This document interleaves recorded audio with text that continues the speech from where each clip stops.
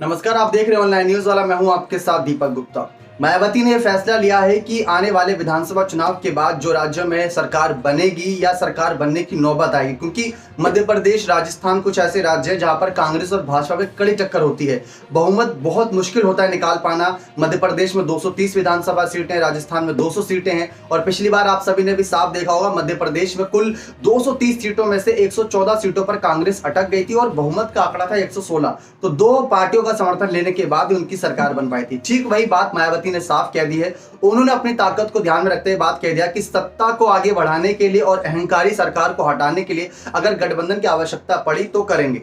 लेकिन इन सबके बीच सोनिया गांधी पर भी सबकी नजरें बनी हैं। सोनिया गांधी ने विपक्षी दलों के साथ मिलकर मोर्चा संभालना शुरू कर दिया है। एक एक करके उन्होंने तमाम दावे करने भी शुरू कर दिए हैं और उनके रास्ते के बीच जो कोई भी आएगा उनको आड़े हाथ लेंगे, ये बात भी उनकी तरफ से साफ कर दी गई है। वैसे तो उनके रास्ते में भारतीय जनता पार्टी सबसे बड़ी दुर्विरोधी बनी हुई है, लेकिन अगर बीच में मायावती भी आएंगी तो उनसे भी यहाँ पर दो दो हाथ करने के लिए सोनिया गांधी तैयार रहेंगी। अब बात आती है जिस तरीके से सोनिया गांधी यानी कांग्रेस पार्टी और बसपा के नेताओं के बीच हो रही बयानबाजी को लेकर, बयानबाजी इस समय काफी नरम पड़ी है। इसको लेकर तमाम विश्लेषक ये कह रहे हैं कि मायावती को साधने के लिए कांग्रेस पार्टी उनको साथ लाना चाहती है। जैसा कि अभी हाल ही में खबरें सामने आई थी कि अखिलेश यादव उत्तर प्रदेश की 35 सीटों पर चेहरे तय कर चुके हैं कि लोकसभा चुनाव में किस किस को किस सीट से टिकट देंगे। सिर्फ 35 सीटों पर, बाकी सीटों का क्या बाकी सीटों पर कांग्रेस, आरएलडी या फिर चंद्रशेखर पार्टी के तमाम नेता उतारे जाएंगे? ऐसा नहीं, क्योंकि हो सकता है कि उन सीटों को बसपा के लिए कांग्रेस बचा कर रखे। कांग्रेस का इस समय उत्तर प्रदेश में सिर्फ एक सांसद है, वो खुद है सोनिया गांधी रायबरेली से। यहां तक कि राहुल गांधी अमेठी सीट से चुनाव हार गए थे।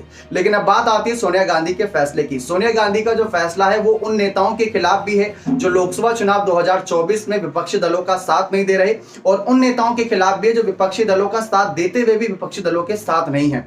कई सारे ऐसे नेता जो आज भी अलायंस को लेकर तमाम ऐसी बातचीत कर रहे हैं, ऐसे बयान दे रहे हैं जिससे पार्टियों को ही नुकसान पहुंच रहा है।